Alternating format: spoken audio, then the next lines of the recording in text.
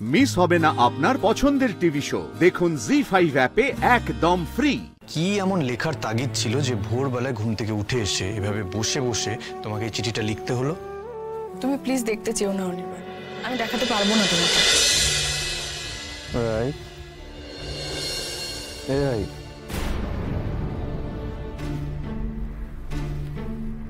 রাই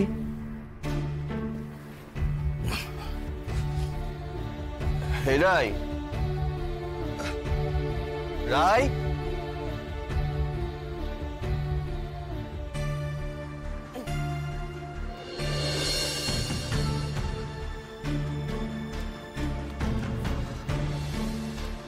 গেল রাই, ওয়াশরুমেও তো নেই, দরজাটা খোলা, ওয়াশরুমের কোথায় গেল? রাই রাই রাই রাই রাই, আশ্চর্য তো, কোথায় গেল আবার? কিচেনে যায়নি তো? একবার দেখে আসি।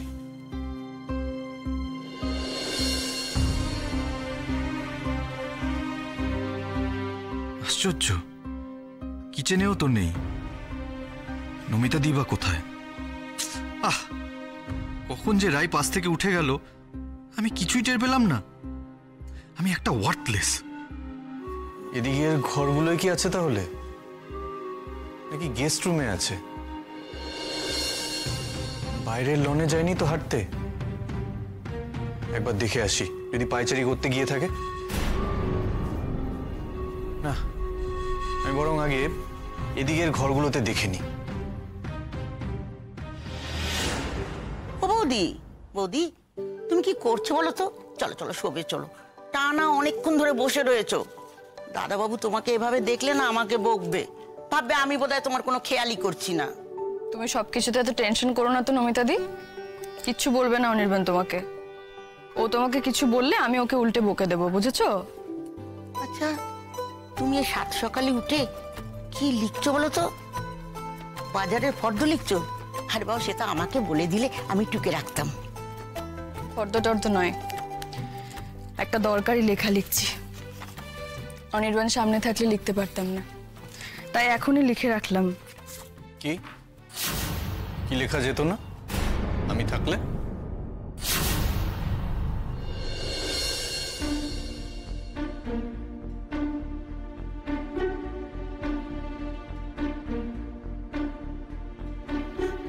দাদাবাবু দেখো না, আমি কতবার বারণ করেছি এইভাবে বসে থাকতে।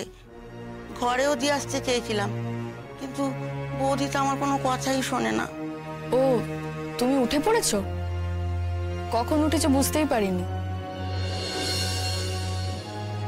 তুমি কিন্তু নমিতা দিকে বকতে পারবে না, ও অনেকক্ষণ আগে থেকেই বলছে আমাকে শুয়ে পড়ার কথা।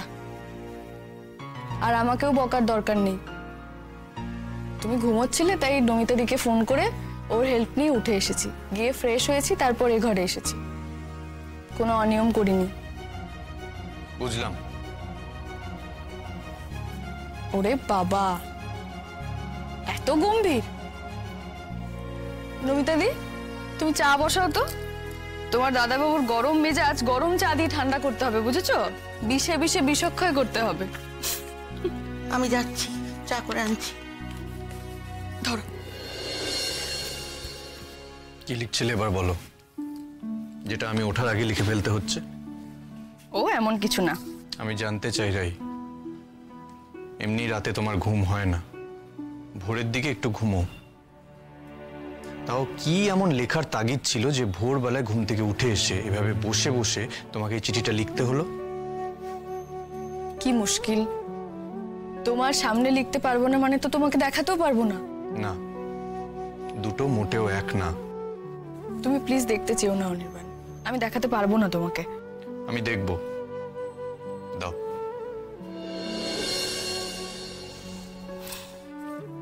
তুমি চাইছো তাই দিচ্ছি, কিন্তু আমি চাই না যে তুমি এটা দেখো। আর যেহেতু আমি চাই না, তাই আশা রাখবো তোমার হাতে থাকলেও তুমি এটা দেখবে না। এটুকু বিশ্বাস আমি তোমাকে করি। নিশ্চয়ই তুমি সেটা রাখবে। চলো, সকালের হাঁটাহাঁটি হয়ে গেছে, একটু রেস্ট করি। সকালে ওঠার সময় আমাকে ডাকা গেল না। এত গোপন কথা লেখার ছিল? নমিতা দি, চাটা ওই ঘরে দিয়ে যেও।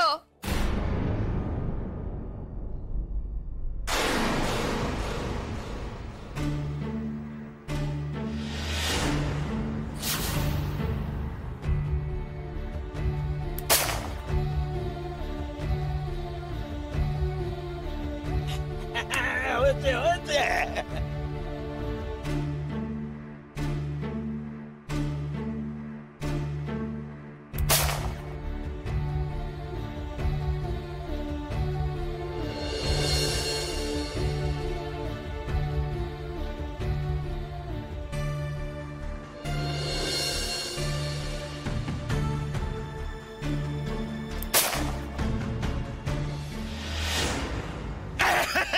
মেরেছে, সাবাস সাবাস।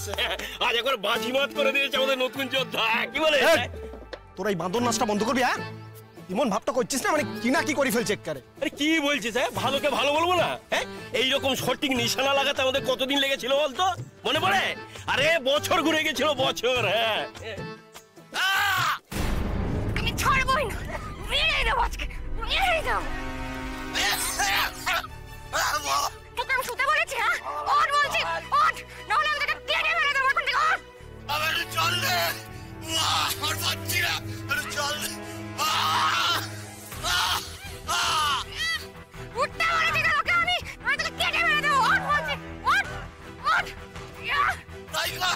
টাইগার কেটে। আরে বাবা, আরে কেউ চল রে, আর পাচ্ছি না, আর পাচ্ছি না। আরে চল দে, কেউ চল দে। আরে বাবা, ওরে তো মেয়ে ছেলে সব মনে কি একটু দয়া মায়া নেই। চল। এই, ওই বাচ্চাগুলো না 6 কিলোমিটার রাস্তা হেঁটে হেঁটে স্কুলে যেত, আবার 6 কিলোমিটার রাস্তা হেঁটে হেঁটে ফিরতো। ঝড় জল বৃষ্টি সব মাথায় নিয়ে একটু বিদ্যে আনতে যেত। ওদেরও জল তেষ্টা পেত, বুঝেছিস? ওদেরও জল তেষ্টা পেত। সবার সবার মানুষ, গাছ, পাখি, এমনকি তোর মতো জানোয়ার জল তেষ্টা পায়। ভগবান না সবাইকে জল খাওয়ার সমান অধিকার দিয়েছে, কিন্তু তোরা তোরা তো নিজেদেরকে ভগবানেরও অনেক উপরে ভাবিস।